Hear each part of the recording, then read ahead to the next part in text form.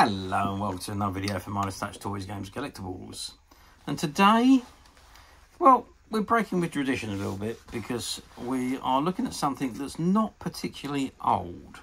But these were such a great set of figures that I just wanted to bring one to you and show you what the figures are actually like. Maybe the quality of the figure is not the best, but the artwork, the carding and everything else is spot on. So I wanted to show you these particular figures. So what we're looking at today is a 2015 release by Funko from their ReAction series of 3 3/4 inch action figures. And this particular one we are looking at today is of none other than the delightful Lieutenant Uhura, who was the communications officer aboard the original USS Enterprise, the NCC 1701, under the command of Captain James T. Kirk. And now Star Trek the original series ran for a total of 3 seasons.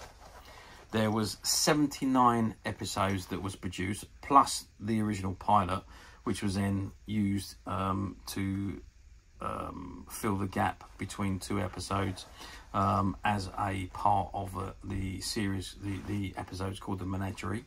The original pilot was split into 2 halves and tied in with a court martial that was going on for Spock. Anyway, that's another story. We'll come to that another time. But there were 79 episodes. They're all about 45 to 50 minutes long. They ran for 3 seasons, and they originally aired between 1966 and 1969, with a diminishing budget, I should say, really, because for season 1, each episode there was a budget of $190,000 per episode. Season 2, that was reduced to $185,000, and season 3 it was reduced again to $175,000. We say a receding budget, but of course the big costs was in the early episodes, like building the ship and the sets and so on, and they were reused during the 2nd and 3rd season.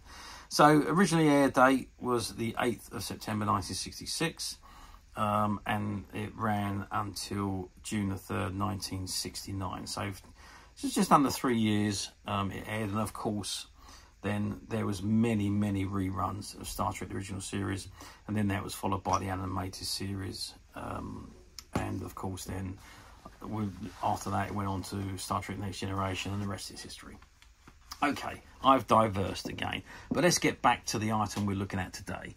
So this is the item in front of us, and it says warning, choking hazards may contain small parts, and it's for ages 14 and up, so it's an adult collector's toy. It says adult collectible, not a toy. Oh, there, it's not a toy. Uhura 3 3/4 inch fully posable action figure, and there's a beautiful image of the gorgeous Nichelle Nichols, who played Lieutenant Uhura in the original Star Trek television series, and also in obviously the first 6 movies. And at the bottom it's got ReAction and figures. Okay, that's the front of the card. Let's just spin the card round to the back and let's see what we've got printed on the reverse.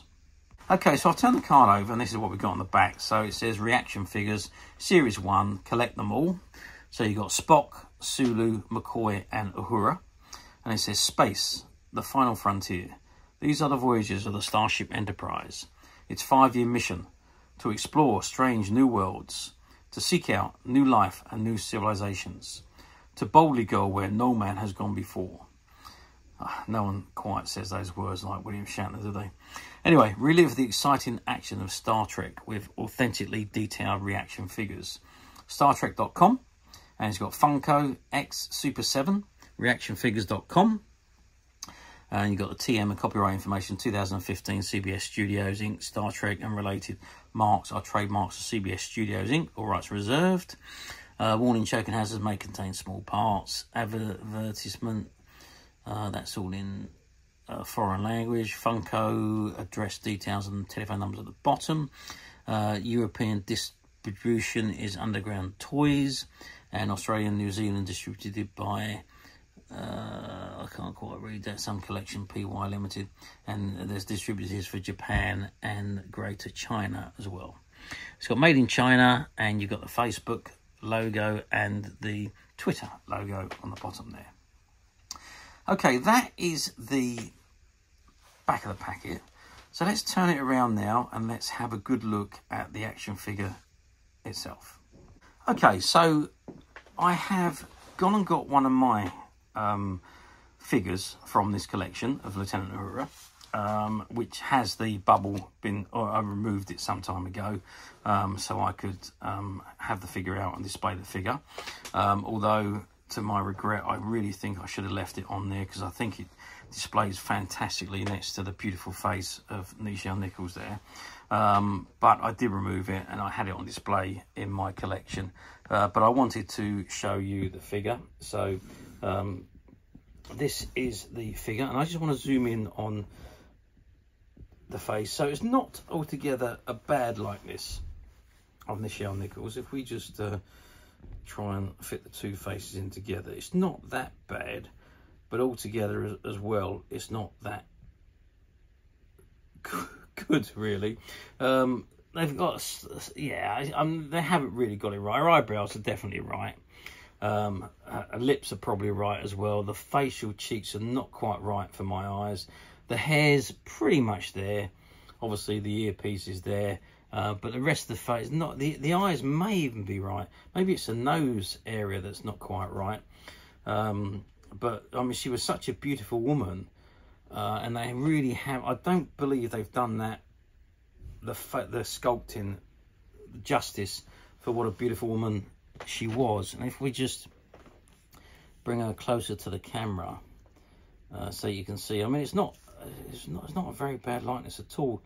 Or sculpting, I should say, but the likeness is just not enough for you to know that that is Nichelle Nichols. You can see the image there. I mean, I say it is very good, but not quite. Yeah, definitely not quite right. The uniform, on the other hand, is very good. Let's just move her back a little bit again, and let's just move down to the uniform. There you can see the red tunic that she wears, and obviously in the original Star Trek, it was just below the bottom, the buttocks, and then there was tights and black pants that they used to wear underneath, and there's her boots. So the tunic and the boots are spot on, even round to the gold markings around the sleeve, which is very good. So it's just the facial features that are just not quite right. How tall or how big? It says 3 3/4 inch, and if we measure, that's about right, 3 3/4 inch, which happens to be just under 10, it's about 9.5 centimeters in tall. We're measuring about 3 centimeters across, and if we measure, we're looking at about 2 centimeters deep. Now, she does come with a communicator, although it's a very, very tiny thing you can see here. You can barely see the communicator, but it is and it really doesn't look much like the communicator that they used on Star Trek. And if I try and put it in her hand, I don't think she holds it very well. It does have a tendency to fall out unless you can actually get it to be gripped in. There we go, managed to get it gripped in to her hand, and there you can see, maybe that's a better view of her holding the communicator there.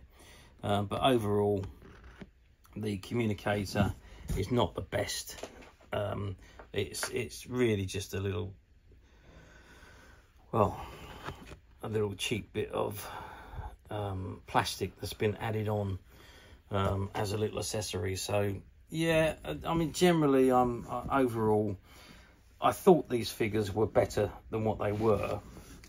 It's nice to have these figures in this retro style packaging, which is, well, I would say it's Mego style, but it's not really Mego style.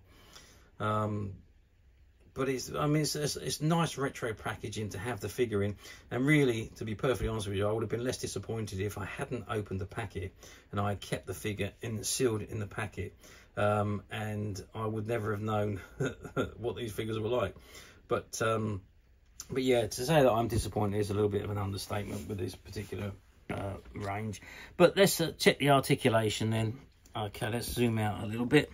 So articulation wise, the head turns, the arm goes up, there's no other movement, and the legs go up and down. The waist doesn't even turn. So we've got 1, 2, 3, 4, 5 points of articulations, which is arms up, legs up, and head turns. So pretty disappointed with the articulation as well. So disappointed with the actual sculpting of the face. The body is okay. I say just the articulation is not very good. The packaging is excellent, I've got to say. The packaging is very, very well done. But that's about as much as I can say, really. I am somewhat disappointed with the figure. But otherwise, you know, beggars can't be choosers. And this is what, or who had the license in 2015 for these particular figures. I know Funko did a complete range or reaction of reaction figures. There was, I've done some for Planet of the Apes, there was Firefly, there was Alien. There was a lot of different figures that they produced, and they're all pretty much the same as these. I don't want to say cheap, because they're not cheap, but you know, they're not really to the standards that I feel that you would get if you had Hasbro, or if you had Playmates or some kind of figures like those. They just haven't got the feel and the quality of those figures, in my opinion. Someone else might think differently, but that's my opinion. Anyway, how well did these figures do 10 years ago?